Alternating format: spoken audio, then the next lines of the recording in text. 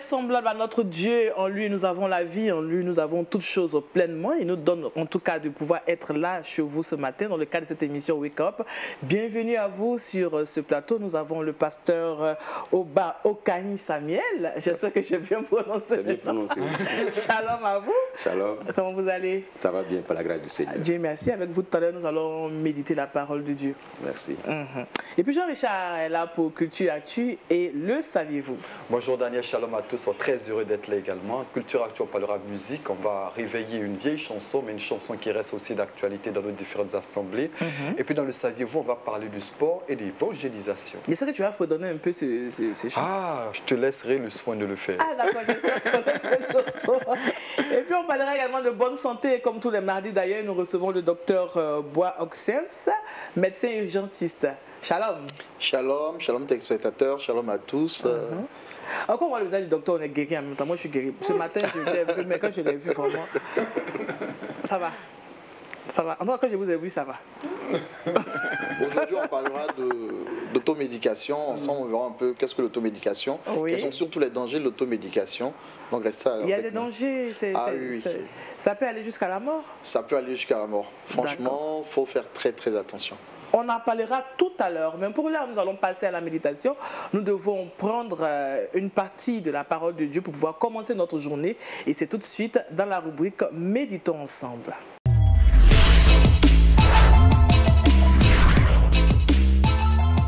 Méditons ensemble, nous recevons le pasteur Oba Samuel. Merci. Voilà, j'espère que j'ai disposé bien les choses. On va méditer avec vous. Le thème, c'est « Expérimentons la fidélité de Dieu ». Amen. Merci beaucoup, Daniel. Nous allons prier par la grâce du Seigneur. D'accord. Notre Père, notre Dieu, nous voudrions te dire encore merci pour cette matinale. Nous sommes là pour expérimenter ta fidélité. Nous prions que ta grâce nous accompagne et que ton nom soit béni au nom de Jésus-Christ que j'ai prié. Amen. Amen. Amen. Notre texte d'appui est tiré de 2 Timothée au chapitre 2, les versets 2 et 13. Ok, je vais lire le verset 1.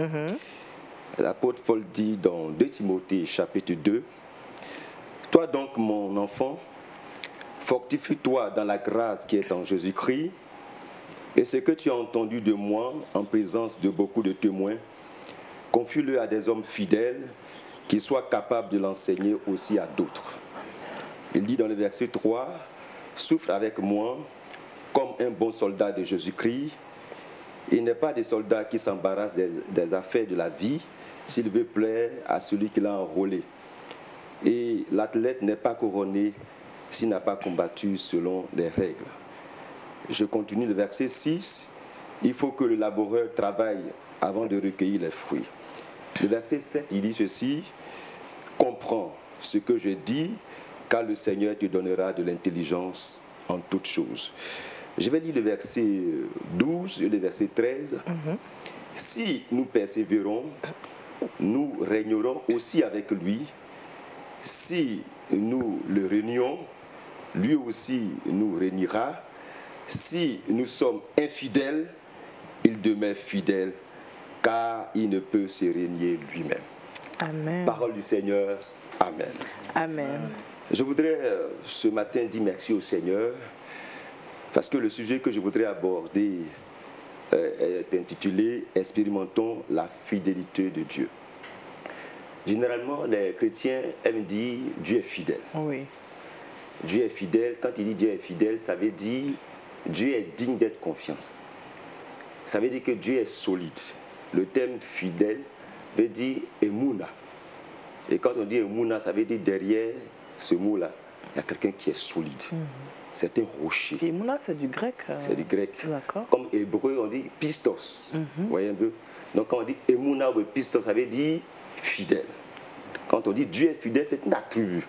Ça veut dire que Dieu est solide. Donc, il ne faudrait pas qu'on se lève un matin et on dit Dieu est fidèle. Quand tu dis ça, tu pèses le mot. Et donc, l'apôtre Paul utilise ce passage de 2 Timothée chapitre 1 jusqu'au verset 7 que je viens de lire, le verset 12 et le verset 13. Paul, dans la circonstance, est en prison. Il est allé à Corinthe, il a fait un petit voyage là, il est parti à Crète, il a fait ce voyage là, et c'est à Troas qu'on l'a saisi. Et quand on l'a saisi, il est parti en prison pour une première fois. Et la seconde fois, quand il est parti en prison, il est resté à Rome. Donc ça peut vous dire que dans les circonstances, Paul est en prison. Quand il est parti sous Néron, il est resté là, l'empereur l'a mis en prison. Il avait des visites. Les gens venaient lui rendre visite. Et puis il a écrit la première lettre à Timothée. Mais dans la seconde lettre, quand il a écrit à Timothée, il dit à Timothée, cette fois-ci, je n'ai plus de visiteurs. Je suis à Rome, je vais bientôt mourir, je vais bientôt partir. Mais tu es mon fils bien-aimé, je donne des conseils. Donc c'est de là qu'est sorti le sujet dont je parle avec vous aujourd'hui. Il dit, mon fils, Paul a souffert. C'est en prison qu'il apporte cette lettre à Timothée. À Timothée. Et donc, quand vous lisez le verset 1, le verset 2, déjà, il parle de mon enfant. Ça veut dire que déjà, il se met dans une attitude de père. Et quand il va dans le verset 2, il dit, ce que tu as entendu de moi, Timothée, confie-le à des hommes fidèles, qui soient eux-mêmes capables de pouvoir le transmettre, le confier aussi à des hommes fidèles. Voyez-vous? Donc, quand je regarde ce texte-là, il y a une translation de fidélité en fidélité. Dieu lui-même est fidèle. Il dit à Timothée, ce que tu as entendu de moi en présence de plusieurs témoins, confie-le à des hommes fidèles, des hommes solides, des hommes qui sont dignes de confiance. Et il ajoute encore, il dit qu'ils soient capables de pouvoir le transmettre aussi à d'autres personnes qui sont fidèles.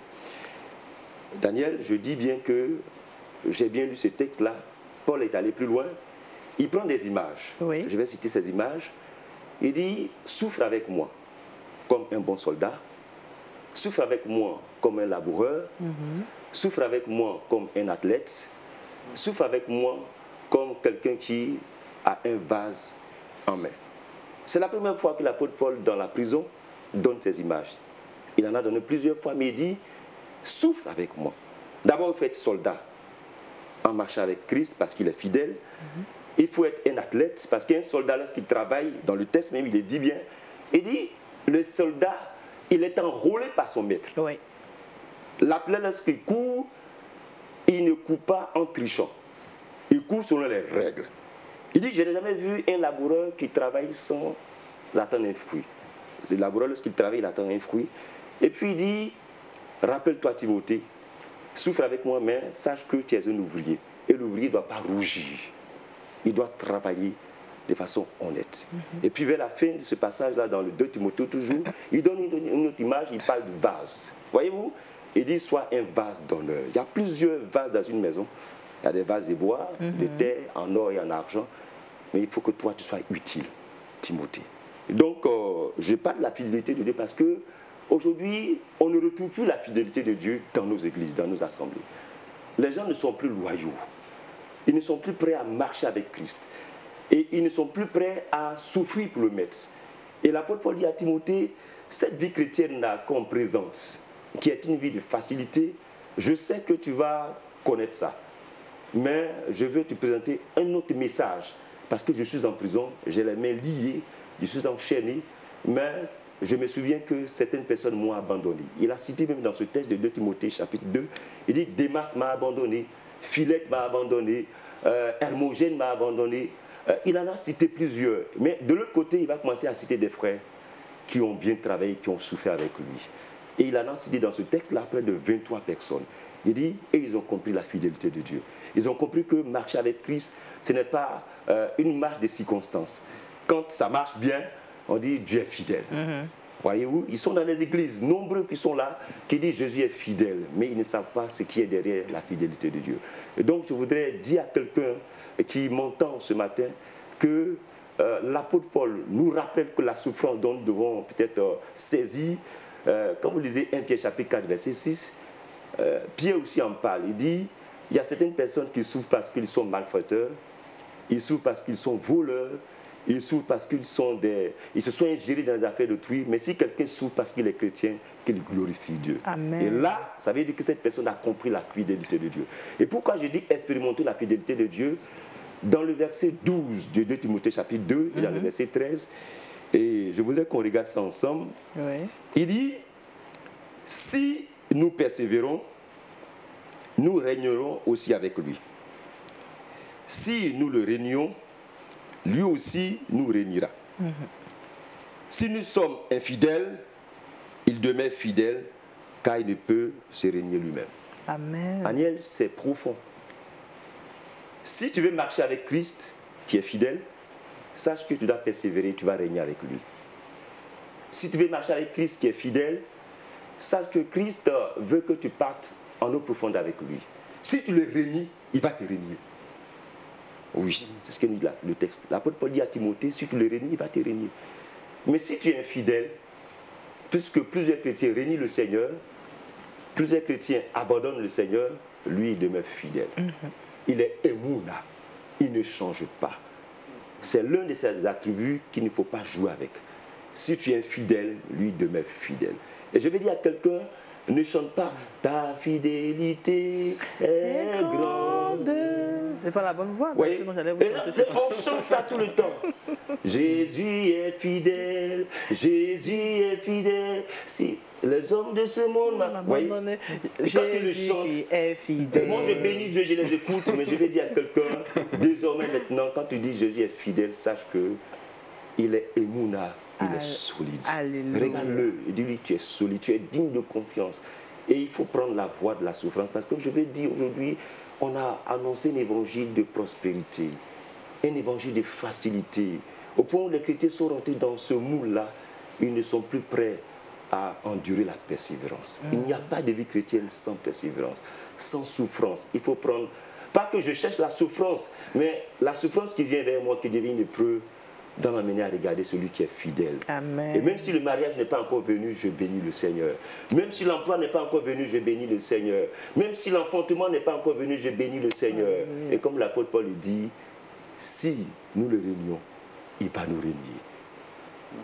Si nous l'abandonnons, il va nous abandonner. Mais si nous sommes infidèles, lui demeure fidèle. Amen. Que Dieu bénisse sa parole, qui nous fortifie et que nous expérimentons le Dieu qui est fidèle parce qu'il est solide.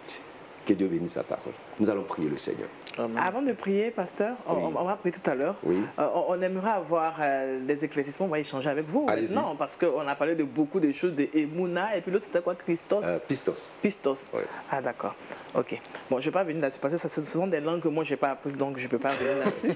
Mais je vais parler seulement de la fidélité de Dieu. Oui. Est-ce qu'aujourd'hui vous pensez qu'il y a des... Tout à l'heure vous avez énuméré, il y a des personnes qui ne sont pas fidèles, on n'en trouve presque plus, des personnes fidèles. Mais on sait que Dieu est fidèle. Et vous avez dit que c'est un Dieu, ça veut dire que c'est un Dieu solide, il y a une solidité derrière. Il est digne d'être confiant. Voilà. Mais comment, moi qui vous ai écouté aujourd'hui, je peux dire que mon Dieu est fidèle? Qu'est-ce qui doit me donner la force de le dire avec vraiment conviction, la grande conviction en moi? Voilà, voyez-vous, quand on parle des attributs de Dieu, on dit Dieu est amour. Et l'un de ses attributs, c'est qu'il est fidèle. Son identité déjà dit qu'il est fidèle. Donc quand tu es là, que tu sais que Dieu est fidèle, sa fidélité n'est pas liée aux circonstances, comme je le disais. D'accord. Parce que les chrétiens, ils oublient cet aspect-là. Une femme qui est là, qui n'a pas d'enfant, le fait qu'elle n'ait pas d'enfant ne change pas la fidélité de Dieu. Son attribut d'être fidèle, d'être solide. Parce que c'est lui qui donne les enfants. Il y a le créateur, tant qu'il n'a pas encore donné, le médecin est là, il n'a pas encore dit son dernier mot. Il y a des cas d'infertilité, mais Dieu est souverain. Malheureusement, beaucoup de femmes, dans cette circonstance, demeurent infidèles, elles vont chercher ailleurs et elles sortent du foyer pour aller faire des choses que Dieu ne veut pas. Je connais des hommes aujourd'hui qui sont infertiles pour un temps, pour des situations de santé, et qui ne vont pas vers des médecins, qui, à cause d'une situation de 2 ans à 3 ans après le mariage, sortent, bien qu'ils sachent que le Seigneur est fidèle, vont trouver une autre femme avec qui faire un enfant ou 2 enfants. Et l'enfant vient dans le foyer et ça devient un problème. J'ai dit à ces frères-là, Dieu est fidèle. Ce n'est pas parce que vous êtes mariés légalement, vous êtes dans le foyer, parce qu'un enfant n'est pas encore né de votre union, que vous serez infidèle à Dieu. Dieu n'a pas changé. Et aller prendre une femme dehors pour commettre l'adultère. Donc, ma soeur, je vais dire que Dieu, dans son attribut de fidélité, n'est pas lié aux circonstances. Il faut le regarder en tant que fidèle parce qu'il est digne d'être confiant. Il travaille dans le temps et dans l'espace. Quand les choses ne sont pas encore venues, il faut toujours garder la fidélité de Dieu. Et je vais encore ajouter un aspect, peut-être que vous n'avez pas dit, quand vous lisez Galates chapitre 5, verset 22, quand on cite le fruit de l'esprit, oui, c'est toujours aussi la fidélité. La fidélité. Dieu est fidèle. Et souvent, on regarde ces textes-là, on dit, bon, la tempérance, l'amour, la foi et autres. La foi et autres. Mais quand il dit Dieu est fidèle, ça veut dire, tu t'attaches à lui, tu l'attrapes, tu dis, Seigneur, comme tu es solide. C'est vrai qu'aujourd'hui, dans ce mois-là, ce que j'ai demandé n'est pas encore venu. Ça fait 2 ans que j'ai demandé la chose, n'est pas encore venu.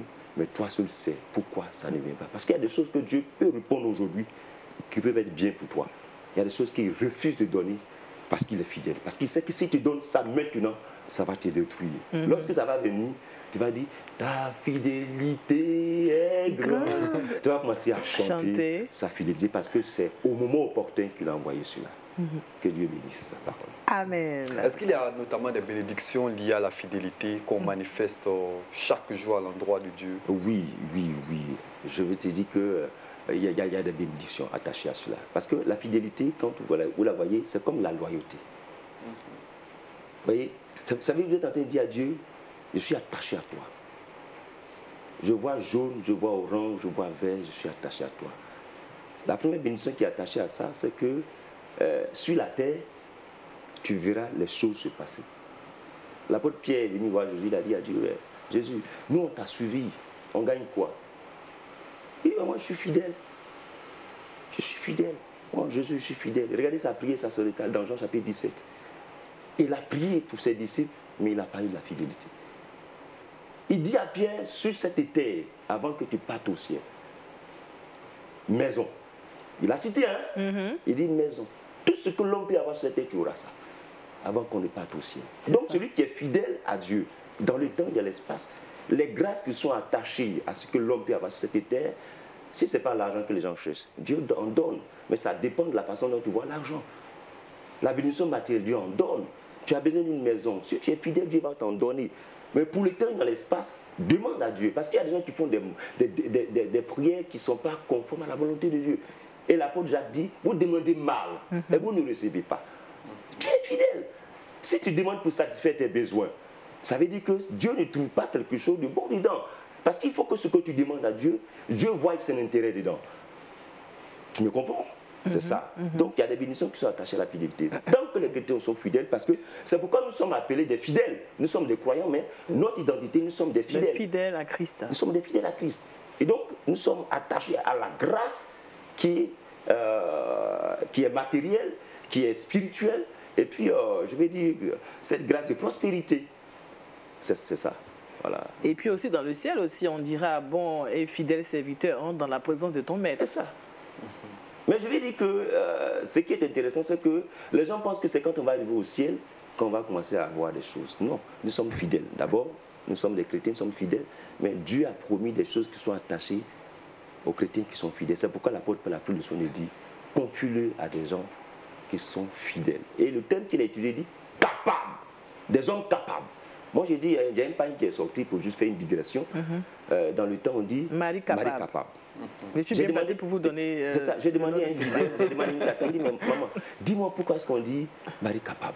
Et puis il m'a dit, bon, avant, quand les femmes, c'est pas tout le monde qui avait hollandais, les pagnes de grande valeur. Et quand un mari s'élève et qu'il achète ce pagne-là, en ce temps-là, à une femme, on dit Marie capable. Ça veut dire, dès qu'on voit cette femme-là, on sait que celui qui est derrière là, il est solide. Bon, Alléluia. et c'est le thème que l'apôtre Paul utilise ici dans le verset 2. Ouais. Il dit confie-le à des hommes fidèles qui soient capables de le confier aussi à d'autres hommes fidèles. Ça veut dire que celui qui manifeste la fidélité, d'abord lui-même il est solide, c'est Dieu. Mais dans l'Église, Dieu voudrait que nous qui sommes en train de le suivre, qui voulons être fidèles, on puisse vraiment recevoir les vérités bibliques et que nous soyons capables, parce que celui qui est derrière nous est solide et il nous rend solide aussi. Amen. C'est intéressant. C'est intéressant. Vraiment, voilà. Expérimenter la fidélité de Dieu, c'est tellement beau de l'entendre, hein, ce message. On va confier notre spectateur au Seigneur et prier également pour que nous aussi nous soyons fidèles pour bénéficier de ces grâces attachées à la fidélité de Dieu. Prions, pasteur. Notre Père et notre Dieu, nous voulons te rendre grâce pour ta fidélité. Et Mouna, Pistos, tu es digne de confiance. L'Église a des difficultés aujourd'hui parce qu'on a des infidèles. Des gens qui marchent avec toi pour des circonstances, qui ne sont pas prêts à souffrir avec toi. Seigneur, je te prie ce matin, pour tous ceux qui ont entendu cette parole d'expérimentation de la fidélité de Dieu. Seigneur, commence à à marcher avec toi. Non pas à cause des circonstances, des choses journalières, mais que nous commencions à marcher avec toi pour la vie. Que rien ne vienne encore nous distraire dans ce monde. Je prie que ta grâce accompagne tes enfants. Ceux qui attendent des enfants, que tu leur en donnes autant convenable. Ceux qui attendent de voyager, tu leur en donnes autant que tu as convenu, Seigneur. Ceux qui attendent, mon Dieu, un conseil quelque part, Seigneur, je prie que tu manifestes ta grâce. Que la gloire, la louange te revienne parce que tu es fidèle. Que la paix de Dieu, qui surpasse toute intelligence, garde le cœur et les pensées de chacun de nous. Au nom de Jésus-Christ que j'ai prié. Amen. Amen. Amen. Merci au pasteur Oba Samuel avec qui nous avons médité autour du thème « Expérimentons la fidélité de Dieu ». Il a dit « La fidélité de Dieu est grande » et chaque enfant de Dieu doit donc expérimenter cette fidélité. Nous espérons que vous allez le faire au cours de cette journée. Nous allons refermer la page de la méditation pour ouvrir celle de l'actualité culturelle et c'est maintenant avec Jean Richard.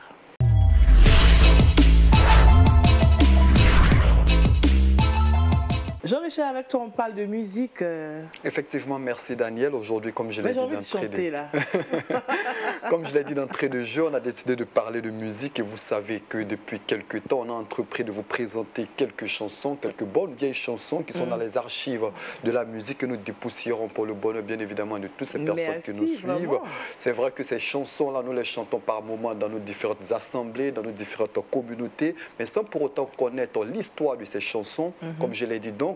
On revient donc sur l'histoire de ces différentes chansons. On a présenté plus ou moins, il y a quelques temps, Quel ami fidèle de Joseph Scriven, une chanson qu'on joue très souvent dans nos différents... Quel ami fidèle, tendre, plusieurs chansons, Amazing Grace, Happy Day, plusieurs chansons qui marquent l'histoire de la musique chrétienne. Et aujourd'hui, on a décidé de présenter une autre chanson, une chanson contemporaine. C'est une chanson qui, depuis quelques années, est au panthéon des plus belles chansons également. Le titre de cette chanson, c'est Dans les cieux et sur la terre. Certains diront quel beau nom, What a beautiful name, des noms divers un peu à travers les différentes communautés. Mais n'empêche que cette chanson date des années 1800. C'est vrai que je n'ai pas la voix pour fredonner cette chanson. Je vais essayer de faire pour toi. Tu as dit quoi? Dans les cieux, sur la terre, il n'est aucun nom plus doux, aucun que mon cœur préfère.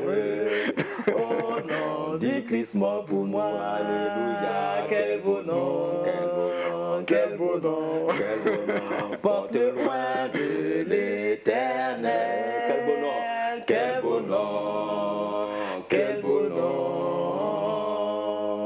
que celui d'Emmanuel.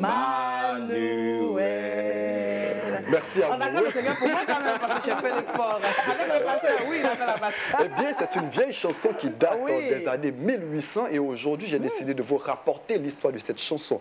Et l'histoire de cette chanson dresse également l'histoire d'un homme qui est engagé aussi bien professionnellement que spirituellement. Cet homme, c'est Robert Grant. C'est un nom qui vous dit certainement rien, mais Robert Grant a eu une vie assez remplie. Il est né en 1779. Il est issu d'une famille assez riche puisque son papa était directeur de la Compagnie des Indes orientales. Son papa se nommait Charles Grant, qui était aussi un grand missionnaire du côté de la Grande-Bretagne. Robert, c'est vrai, est né du côté de l'Inde, mais n'empêche qu'il a fait ses études supérieures du côté de l'Angleterre. Il a fait des études de droit, notamment à l'université d'Oxford, qui est l'une des universités les plus prestigieuses au monde. À 29 ans, il devient député du côté de la Grande-Bretagne. Il restera au Parlement pendant plusieurs années. Comme son père, il était, je l'ai dit, très profondément attaché à tout ce qui était mission, mais n'empêche que Robert fait partie de ces personnes qui ont changé beaucoup de choses au niveau de la Grande-Bretagne. Figurez-vous qu'il fait partie de ces personnes qui ont rédigé un projet de loi pour émanciper les Juifs de la Grande-Bretagne. Il a contribué également à adopter de nombreux projets pour ces personnes minoritaires qui vivaient du côté de la Grande-Bretagne. C'était un grand partisan de tout ce qui était mission à travers le monde. Mais quelques années plus tard, c'est-à-dire à l'âge de 50 ans, il sera muté comme gouverneur en Inde. Mais n'empêche qu'il continuera à proclamer le nom du Seigneur Jésus-Christ. Et entre-temps, il écrivait des chansons. Et ça, personne ne le savait. Et c'est à sa mort, le 9 juillet 1838, soit à l'âge de 59 ans, que l'un de ses frères va découvrir les différentes chansons que Robert écrivait lorsqu'il était dans une sorte d'intimité avec le Seigneur. Dès lors, ce frère-là sort un album de poèmes où figuraient toutes les chansons de Robert Grant. C'est vrai qu'il aura eu une carrière professionnelle assez remplie. Il était dans la mission, il était gouverneur de Bombay en Inde, il était dans plusieurs activités professionnelles, mais n'empêche qu'il trouvait du temps pour écrire. Et parmi toutes ces chansons qu'il a écrites, c'est vrai que j'aurai l'occasion de présenter d'autres chansons. Oui. Fugue, cette chanson que vous venez de fredonner. Et aujourd'hui, ça fait partie des chansons les plus reprises à travers le monde. Vraiment. Une chanson qui est sortie en 1839 et plusieurs années aujourd'hui, mais cette chanson reste plus que jamais d'actualité. Plusieurs groupes le reprennent, des artistes tels que Paul Baloche, Hillsong Worship l'a repris. Énormément de grands groupes ont repris cette chanson. Ce qu'il faut retenir tout simplement, c'est qu'il y a des personnes qui se sont attachées foncièrement à trouver des chansons pour égayer le corps de Christ. Et Robert Grant fait partie de ces personnes-là. Il faille par moments qu'on se souvienne d'eux. C'est vrai que, je l'ai dit, sa vie professionnelle était assez remplie. Il était gouverneur, il était missionnaire, il était directeur d'entreprise, mais n'empêche qu'il trouvait du temps pour écrire pour la gloire du Seigneur Jésus-Christ. C'est vrai qu'aujourd'hui, ça en est allé, mais cette chanson reste d'actualité. Et j'ai décidé de faire un medley de quelques artistes qui auraient pris cette belle représentation musicale à travers le monde. Regardez. Quel beau nom, que celui d'Emmanuel. Dans les mots, Jésus soulage, il guérit l'esprit froissé, il ranime le courage du cœur le plus oppressé.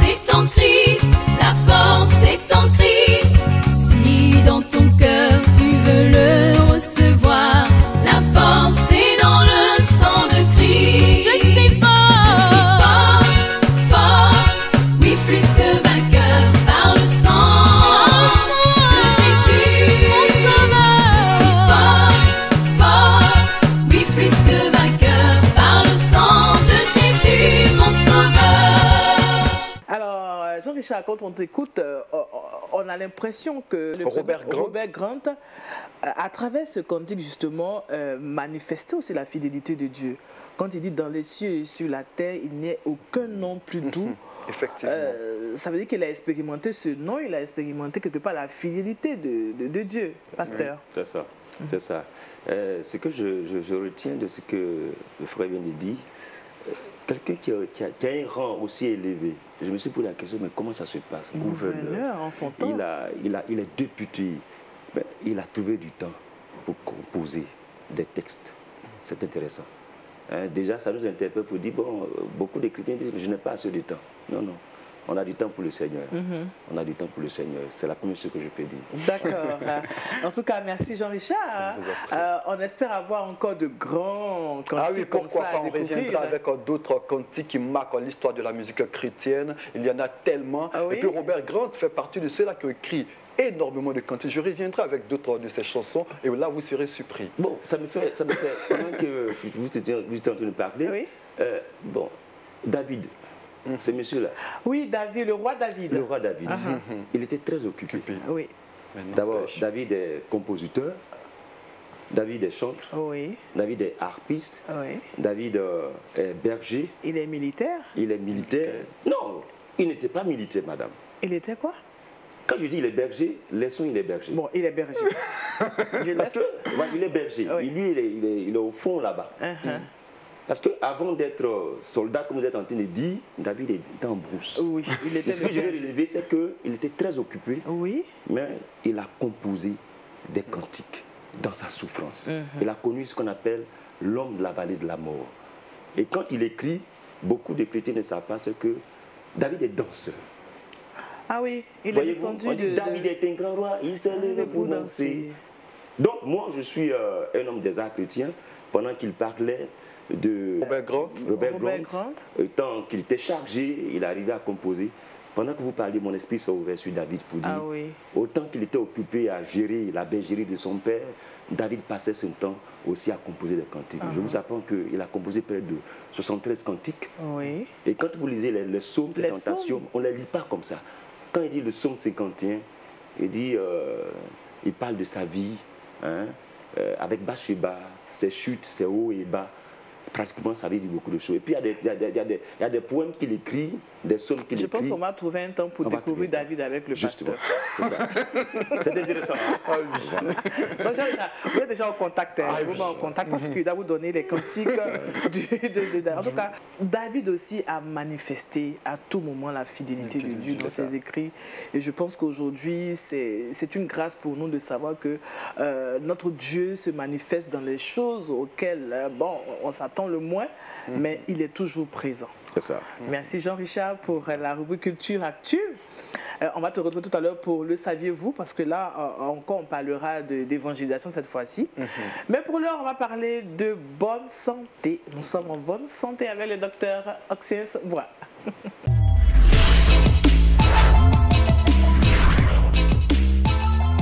On a dansé, on a chanté, et là on va parler de la bonne santé. Et aujourd'hui on parle de l'automédication. D'accord. Shalom à tous. Aujourd'hui on parle de l'automédication parce que malheureusement l'automédication est à l'origine de beaucoup de décès. Voilà, on va le dire simplement, ou de beaucoup de complications. L'automédication c'est quoi? C'est le fait de prendre un médicament sans prescription médicale ou sans conseil médical. Voilà. Et l'automédication est assez vaste. Au-delà même de prendre un médicament sans conseil médical, le fait même de prolonger soi-même une ordonnance médicale. Par exemple, on dit on vous donne un truc pour 1 semaine, vous prenez sur 2 semaines, c'est faire de l'automédication. Le fait aussi d'augmenter soi-même les doses. Le médecin vous dit bon, vous prenez un comprimé 2 fois par jour, vous pensez que ça fait trop mal, vous en prenez 2, 3 fois ou 2, 4 fois, c'est également faire de l'automédication. Mais quand on prend 2, 3 fois, ça, en plus, enfin, plus de fois, on est soulagé. Malgré ça, c'est l'automédication. Je pense que lorsqu'on donne un médicament à quelqu'un, il y a un rapport qui existe toujours. On appelle bénéfice et risque. D'accord. Voilà. C'est bien beau aujourd'hui, on est soulagé d'un mal de tête ou d'un mal de dents. Mais derrière, si on va développer une cellulite ou quelque chose d'autre, vous voyez que finalement, pour calmer une douleur, on se retrouve à avoir une infection derrière ou une complication beaucoup plus grave derrière. D'accord. Donc il y a toujours un rapport bénéfice-risque. Lorsque le médecin donne des doses, c'est vraiment parce qu'il a vu selon votre état, c'est la dose qui vous convient, vous, selon votre état de santé et selon en tout cas la personne que vous êtes. Mais docteur, vous convenez avec moi que parfois, on a peut-être trop travaillé au cours de la journée, ou on a trop bougé, et puis on rentre chez soi, on a un petit mal de tête, on peut prendre peut-être un cachet de paracétamol. Est-ce que ça aussi, on peut appeler ça automédication? C'est de l'automédication. Voilà, on ne va pas tourner autour du pot. Le fait de prendre quelque chose de soi-même, c'est de l'automédication. Mais là, on est en train de faire de l'automédication sur des médicaments qui sont en vente libre. Voilà, il y a des médicaments comme le paracétamol, par exemple, qui sont en vente libre, où spontanément, on peut se rendre dans une officine, ou bien on peut les prendre. Mais il faut savoir que même pour ce type de médicaments-là, ils ne dérogent pas à la règle. Ça veut dire quoi? Même lorsqu'on les prend, il faut se dire que c'est sur un bref temps. Généralement, on dit si au bout de 48 heures, les symptômes ne changent pas, aller voir le médecin. C'est vraiment à dessein. Les gens le font exprès parce qu'on sait que derrière un mal de tête peut se cacher quelque chose de beaucoup plus grave. Il y a des pathologies qui sont sous-jacentes. On a vu des personnes qui traînaient de manière chronique un mal de tête et un matin, se sont rendu compte que c'était une tumeur qu'ils avaient au cerveau. Mais pourtant, la personne a passé tout son temps à se soulager avec le paracétamol. Elle n'a jamais fait la démarche de venir voir un médecin. Mais après, derrière, on a découvert des choses, des drames. Vous voyez, donc il ne faut jamais oublier que c'est beaucoup plus simple ou beaucoup plus rassurant pour nous-mêmes d'aller voir un médecin. C'est vrai, aujourd'hui, on est un peu fatigué, on a pris du paracétamol, ou du moins on a mal à la tête, on a pris du paracétamol pour nous soulager. Il faut se dire que si au bout de 2 jours, ça ne va pas, quand même aller consulter, voir le médecin, expliquer que bon, je traîne ce mal et tout. Mais ça fait 1 mois, j'ai régulièrement des maux de tête, ça va, ça vient, je calme, mais plus ou moins. Mais là, ça ne va pas, je viens vraiment vers vous. Voilà, j'insiste là-dessus. Et au-delà de ce que j'ai dit au départ, il faut dire que l'automédication aussi, c'est le fait de prendre même un conseil médical sur son propre état de santé, d'être orienté par une personne non médicale, pour faire simple. J'ai des brûlures gastriques et je vais voir monsieur X, qui est mon cousin, qui est ma soeur, qui me dit, pour tes brûlures gastriques, là, voici telle chose que tu devrais prendre. Là, cette personne n'est pas du corps médical. Pas du corps médical. Là, on est en train de faire de l'automédication. Ça veut dire que pour un problème de santé, on prend un avis d'une personne non médicale et on reçoit ce Mais peut-être que cette personne a utilisé le même médicament et puis bon, elle a été soulagée. Il faut faire très attention. Je reviens toujours, il faut faire très attention. On fait attention.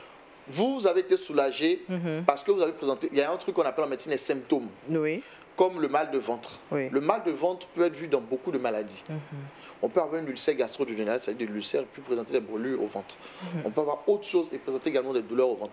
Mais mal de ventre n'est pas mal de ventre. Voilà, pour faire simple, pas parce qu'elle a eu mal au ventre aujourd'hui que le médecin lui a prescrit quelque chose, que ça veut dire que c'est ce même mal qui est en dessous du mal de ventre que toi tu as. Quand on parle, c'est les mêmes symptômes, quoi. Ça te fait ceci, oui, ça me fait, moi ça m'a fait ça. Et bon, donc prends ça en attendant d'aller voir le médecin. Et quand... non. C'est dangereux. On assiste à des drames dans nos hôpitaux. Je donne l'exemple très simple d'un monsieur qui présentait une ulcère gastro-duodénale depuis longtemps. C'est une ulcère qu'il avait avec des brûlures gastriques et tout. Et du coup, il a écouté le conseil d'une dame qui lui a dit: ah, mais moi j'ai également le mal de ventre. Moi j'ai pris, c'était un cocktail à base d'anti-inflammatoire. Et puis en plus, elle lui a conseillé derrière de prendre une sorte de tisane et tout ça. Mais le monsieur est arrivé dans un état beaucoup plus grave. Il était en train de faire une perforation digestive. Parce que toute la nuit, il s'est bombardé de cachets et il a bu des choses qu'il ne devait pas le faire. Voilà. Mais juste pour dire qu'on ne s'improvise pas médecin. Si on fait 8 années d'études, il y a une raison. Donc lorsque quelqu'un ressent un mal, il faut vraiment éviter de faire le charlatan. Si le conseil à donner qui est le plus juste, va voir le médecin. Qui est le plus simple, va voir le médecin. On va éviter vraiment de faire les charlatans. Parce qu'on s'expose et on expose notre proche à des dommages beaucoup plus graves. Bien sûr que pour les médicaments qui sont en vente libre, comme des médicaments comme le paracétamol ou bien d'autres médicaments, on est toujours tenté de les prendre. Mais il ne faut jamais oublier que c'est toujours sur un temps qui est très limité. Et dès qu'au bout d'un certain temps, ça ne va pas, il faut toujours aller voir un médecin. Et même lorsque le truc devient récurrent, il ne faut jamais hésiter à aller voir un médecin. C'est ça. Vraiment, il faut toujours avoir ça à l'esprit. D'accord. Parce que malheureusement, les médicaments font du bien, mais ils peuvent également causer de graves, en tout cas, dommages dans notre organisme. D'accord. Alors, quelles sont les conséquences de l'automédication? C'est vrai que vous avez commencé, mais on aimerait avoir encore d'autres... L'automédication a beaucoup de conséquences. En fonction de la pathologie que la personne avait, en fonction du médicament qu'elle a pris, il y a l'automédication a beaucoup de conséquences. Voilà, une personne, par exemple, qui, elle, on lui dit, prends... voilà. L'automédication aussi, c'est le fait de récupérer aussi les fonds de tiroir. Médicaments, oui. Par exemple, j'ai été mis, le médecin m'a dit, bon, pendant un temps, prenez ce médicament-là, il vous permettra peut-être de mieux dormir et tout ça. Donc j'ai reçu une vraie prescription en bonne et due forme et tout. Il me dit, bon, prends ça sur 15 jours. Au bout des 15 jours, ça allait et tout ça, je suis parti. J'ai arrêté le traitement sous avis médical. Mais je me reste quoi, peut-être une plaquette et tout ça. Ah, quelqu'un veut me voir. Ah oui, moi aussi, j'ai des problèmes de sommeil et tout ça. Ah non, mais prends le médicament, ça te fera du bien. Mais je peux acheter aussi le médicament, je suis obligé de le garder. Oui, mais quand vous dites à quelqu'un, prends le médicament, ça te fera du bien, vous instituez un médecin. D'accord. Que vous dites que le signe qu'il présente là, c'est ce médicament-là qui est problème. Parce que c'est ce que vous faites en fait, c'est de l'automédication. Vous vous dirigez en médecin, mais pas derrière. C'est le genre de médicaments qu'on donne pour dormir. On ne le donne pas à tout le monde. On ne donne pas à toutes les personnes. Et en plus, en fonction de tes antécédents médicaux, de ce que tu ressens, de ton état physique, il y a un type qu'on te donnera, il y a une certaine dose qu'on te donnera, il y a un type qu'on donnera à l'autre et une certaine dose qu'on donnera. C'est cela. On a vu des personnes qui sont enfoncées dans les sommeils parce qu'elles ont essayé de se cacher là. On a fait venir des ambulances pour aller les chercher, mais le monsieur ne se réveillait plus. Il a commencé à présenter une détresse respiratoire. Ça veut dire qu'il commençait à avoir des problèmes de respiration. Et là, il allait s'éteindre dans son sommeil. Parce qu'il a suivi X, puis il a dit, mais prends-moi aussi, j'ai pris. Mais le tableau que lui, il a, son état physique que lui, là, ce n'est pas le même état que toi, tu as. Une personne peut avoir un antécédent d'asthme, une autre aura un antécédent d'hypertension, l'autre un antécédent de diabète. Donc, chacun a son état physique. Donc, il faut faire très, très attention. Parce que chaque fois qu'on donne un médicament à quelqu'un et qu'on n'est pas médecin, en disant, prends, il faut qu'on se dise de notre esprit qu'on s'érige en médecin. Est-ce que par derrière, on peut l'assumer? Parce qu'il faut se dire, il y a des conséquences aussi attachées à ce genre d'acte. Donc, vraiment, je tire la sonnette d'alarme. Parce que moi, en tant que médecin gentiste, on a été trop souvent confronté à des personnes, qui sont venues dans des états assez compliqués parce qu'elles avaient suivi des conseils de personnes tierces qui s'étaient improvisées médecins. Et aujourd'hui, on assiste à des drames, il faut le dire. Et c'est récurrent? C'est quand même pas mal récurrent. Surtout en Afrique ici, on n'a pas la démarche d'aller voir directement le médecin, on a surtout la démarche du conseil d'un proche, d'une sœur, d'une cousine et tout. Et c'est assez dangereux en tout cas. L'idéal, ce serait de se rendre aussi dans une officine pharmaceutique. Même dans une officine pharmaceutique, l'idéal, c'est de voir un médecin. Mais l'avantage de l'officine pharmaceutique, c'est que tu es en face de toi un pharmacien, qui est un spécialiste de santé, qui lui te dira toujours, bon, prenez ça, Et il a la responsabilité de vous dire derrière, si ça ne va pas, au bout de tel nombre de jours, allez voir le médecin. Mais lorsque vous reviendrez, vous direz, ah mais là je pense que c'est mieux que vous partiez voir un médecin. Au moins en face de nous, on a un professionnel de santé. Sinon l'idéal c'est de voir un médecin. Mais à défaut, quand on va dans une officine, au moins chercher à s'adresser à un pharmacien. Et même il y a des fois des personnes vont chez voir des pharmaciens. Le pharmacien dit non, mais je vous prescris rien, je vous conseille plutôt d'aller voir un médecin. Parce qu'au moins on est en face de nous un professionnel de santé qui est responsable et qui vous donnera au moins une orientation. Voilà, mais sinon vraiment l'idéal c'est vraiment de voir un médecin. Et bien sûr on peut pas voir le médecin pour tout, mais je veux dire que si on a pris un traitement mutuel pour 2 jours ou bien pour une fois et que le mal est persistant, le mal est récurrent, mais au bout de 2-3 jours ça ne va pas, ne pas hésiter à aller voir un médecin, ne pas s'entêter à dire ah mais c'est qu'un mal de tête et tout ça, parce qu'il peut y avoir quelque chose derrière. D'accord, je pense que le pasteur a une question. Hein? Ah oui, j'ai une question, mais en même temps un additif. Oui. Voilà, je suis sur ce plateau pendant que le docteur parlait. C'est comme si ce sont des confessions que je suis en train de faire parce que mes yeux ont entendu beaucoup de choses. La Bible dit que l'Éternel, son nom c'est El Rapha, l'Éternel qui guérit. Oui. Et je dis que Dieu guérit. Docteur, Dieu guérit. Amen. Il y a des maladies bénites qui arrivent. Je vous assure que vous allez prendre des médicaments et Dieu fait des miracles. Moi, je crois à ça. Mais en même temps que Dieu fait des miracles, comme il le disait tout à l'heure, Dieu a doté des hommes. Ils peuvent ne pas être chrétiens, qui ont fait des études en médecine pendant 8 ans. C'est beaucoup déjà. Et qui, par moments, disent aux gens, venez vers nous. Mais dans nos églises, moi je suis pasteur, il y a des pasteurs qui sont érigés en médecins. Et là aussi, quand il parlait de l'automédication... Ça, c'est l'automédication aussi. Exactement, oui. Exactement, c'est l'automédication. On reçoit à longueur de journée des fidèles qui viennent à nous, qui ont des petits bobos, des maladies qui peuvent être résolues par un médecin. Et puis le pasteur, bon, après avoir prié, s'érige en médecin. Je vous assure qu'en Côte d'Ivoire, je ne vais pas dire dans le monde entier, il y a eu des personnes qui sont décédées simplement parce que des collègues pasteurs se sont érigés en médecins. Et je profite de votre présence ici pour interpeller mes collègues que de telles attitudes puissent changer. Et là encore, je fais un cri d'alarme pour dire que dans nos instituts et facultés théologiques, madame, je vous dis que sur 10 ans, 15 ans en arrière, on n'avait pas intégré la formation au niveau de la médecine. Donc les pasteurs, quand ils font 3 ans, ils font peut-être un bac théologique ou une licence, une maîtrise. Quand ils sortent, ils n'ont pas les aptitudes d'orienter et de conseiller les gens pour dire allez voir un médecin. Donc quand les cas arrivent, le pasteur, après avoir prié, il dit bon, tiens, il faut laisser affaire de l'ordonnance là, il faut laisser, Dieu va faire. Et puis on prie pour le malade. Et quand on prie, et puis, bon, la situation est telle qu'il faut aller rapidement voir un tel médecin, Parfois, et on les retrouve dans les camps de prière. Là, je le dis fort, on les retrouve dans les camps de prière, les gens décèdent. Et puis, ça ne va nulle part. On ne poursuit pas l'église, on ne poursuit pas le pasteur et les familles, on les fait taire. Parce que vraiment, je vois votre... Et donc, c'est écrit. C'est ça. Pour rebondir sur ce que je pense que ça aussi, c'est l'automédication. Oui, mais c'est de l'automédication parce que tant que la personne s'érige en médecin alors qu'elle ne l'est pas, et elle donne du conseil médical, c'est de l'automédication. Et il faut le dire, comme on va le parler très concrètement, on était souvent confrontés à des situations comme ça où des personnes étaient mises sous un traitement. Soit pour le VIH, soit pour l'hypertension artérielle, soit pour une pathologie chronique. Et la personne est fatiguée peut-être de prendre son traitement, dit bon pasteur, priez pour moi. Et il y a des pasteurs qui ont demandé à des fidèles, à des patients d'arrêter leur traitement. Franchement, je pense que on est tous chrétiens, on est tous responsables. Ce n'est pas du diable que la faculté de médecine n'est pas érigée, ce n'est pas le diable qui l'a créée. Je pense que c'est Dieu. Parce qu'au départ, le premier verset, c'est d'aimer son prochain. Quand tu décides de devenir médecin, c'est d'abord un sacerdoce. C'est un sacerdoce. Voilà. Donc déjà, on a pour vocation de vous aider et de soigner le peuple. Lorsqu'une personne est sous traitement et que vous dites à la personne arrête le traitement, mais moi je ne vois pas en quoi est-ce que c'est des antagonistes, la prière et le traitement. Je ne vois pas le problème, je ne vois pas en quoi est-ce que les deux ne sont pas compatibles. Votre douleur, quelque part. Oui, je ne vois pas en quoi est-ce que ce n'est pas compatible. La personne peut continuer son traitement et la prière va faire son effet. Amen. Et après, on a vu des personnes qui, après les analyses données par les médecins, on a vu que l'analyse était bonne. Et le médecin lui a dit, ah, mais la pathologie a disparu. Oui. Mais la personne n'a pas arrêté son traitement. Tout à fait. Elle continuait son traitement, elle continuait même les visites du médecin. C'est parce qu'elle continuait les visites du médecin que l'analyse a révélé qu'il n'y avait plus rien. Tout à fait. Mais elle n'est pas restée chez elle à la maison, derrière le camp de prière. Tout à fait. Je pense que les... Faut qu'on se dise la vérité. Je pense que le message, il est passé.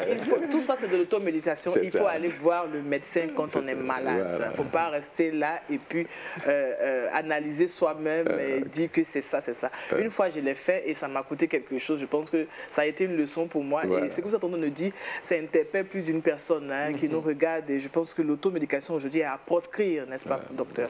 Oui, effectivement, l'automédication est à proscrire et ne jamais hésiter à aller voir un médecin. Voilà, c'est-à-dire, on a les médecins partout, les médecins généralistes sont partout, les gens consultent partout. Vraiment, ne pas hésiter. Bon, ça fait 2-3 jours, j'ai pris du paracétamol, ça ne va pas, mais je viens vous voir. Ne jamais hésiter. D'accord. C'était là le conseil du docteur Bois Oxens, médecin urgentiste. L'automédication est à proscrire. Il ne faut pas se donner soi-même les médicaments sans avoir eu les conseils d'un médecin, d'un personnel médical. C'est ça, un professionnel de santé. Voilà, un professionnel de santé. Merci, docteur. Ce sera encore un grand plaisir de vous recevoir une prochaine fois pour encore parler de toutes ces bonnes choses pour que nous ayons une bonne santé. Nous allons refermer avec votre permission cette page parce que Jean-Richard est là. Il va répondre à cette question. Le saviez-vous? On le sait, mais il va nous dire. C'est la rubrique maintenant. Le saviez-vous?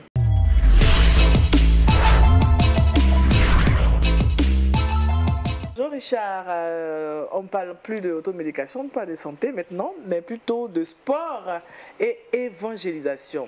Effectivement, mais je vais vous poser la question. Saviez-vous qui est Matthew Slater?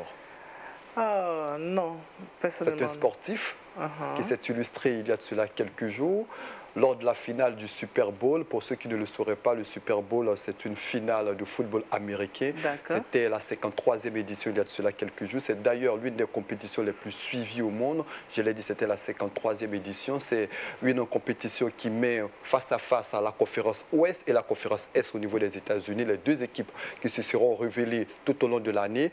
Et pour cette édition 2018, le match a eu lieu le 3 février dernier. Et le match a été remporté par les New England Patriots où joue Matthew Slater, qui sera le centre de notre intérêt aujourd'hui. Oui. Il est né le 9 septembre 1985. Il a 33 ans. Il a remporté 2 Super Bowls. Je rappelle que le Super Bowl, c'est l'un des événements les plus suivis du côté des États-Unis, mais pas seulement. Et cet homme, lors de la finale, s'est illustré de la plus belle des manières puisqu'il a permis à son équipe de remporter. Mais ce qui fait la particularité également de Matthew Slater, c'est qu'il est chrétien. Et chaque fois que la possibilité lui est donnée, il passe le message de Christ, le message qui sauve. Et cette finale, je l'ai dit, est suivie par plus de 100 millions de personnes à travers le monde. Il a profité de la conférence de presse pour lancer à nouveau un appel à toutes ces personnes qui regardaient la finale. Il a dit, c'est vrai que le sport est important, mais le plus important dans la vie, c'est Jésus-Christ. Et toutes les victoires qu'il a dans sa vie, il le doit à Jésus-Christ. Il faut rappeler que Matthew Slater est issu d'une famille chrétienne.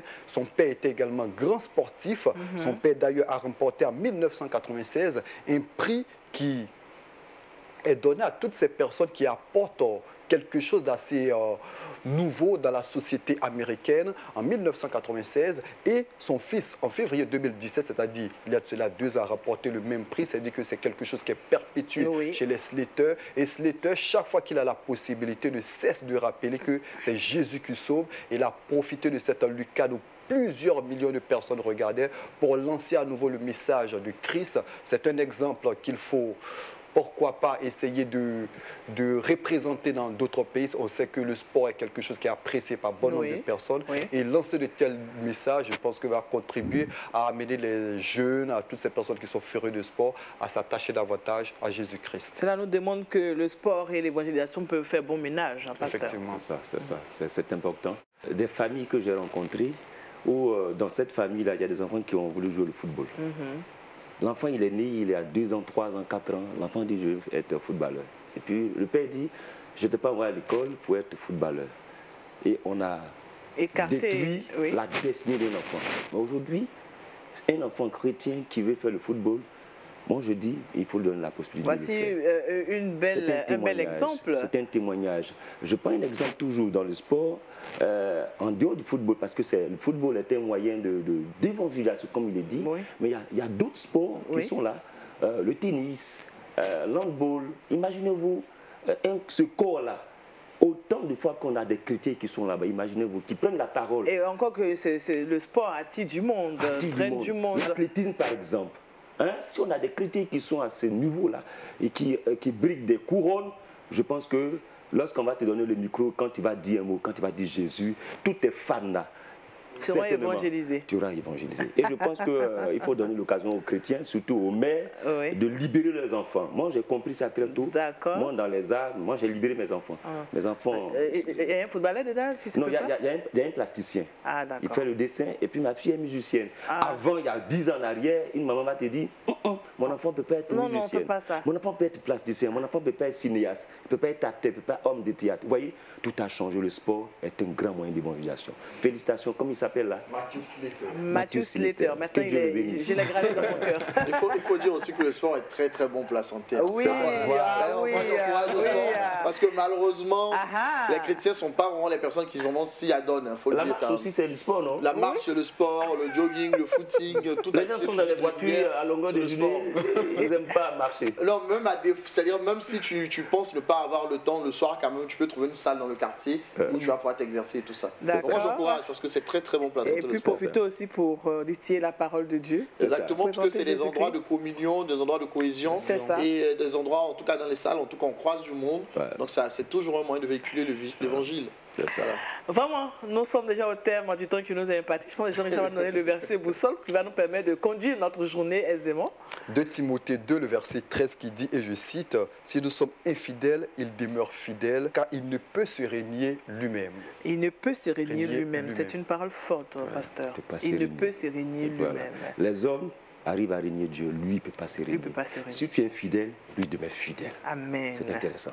Parce que Emouna, solide, il est digne d'être confiant. Alors, nous sommes très équipés ce matin pour pouvoir entamer notre journée. Je pense que, comme dirait l'autre, les dés sont lancés. Merci au pasteur Okahin Samuel. C'est bien prononcé maintenant. J'ai réussi. C'est la fidélité de Dieu qui se manifeste. Merci aussi au docteur Boaoxen qui nous a donné de beaux conseils. Il faut éviter l'automédication, c'est à proscrire. Merci à Jean-Richard pour toutes ces informations que tu as et la rubrique Le saviez-vous? Merci aussi à toute l'équipe derrière qui a travaillé pour qu'on soit avec vous ce matin. Que Dieu vous bénisse. On espère vous retrouver mardi prochain. Demain, vous serez avec Aniel Conan. Ce sera donc avec beaucoup de plaisir qu'il sera avec vous. On espère vous retrouver aussi jeudi. Que Dieu vous bénisse. Il vous garde et surtout, n'oubliez pas de manifester la fidélité de Dieu. Soyez bénis. Au revoir. Au revoir.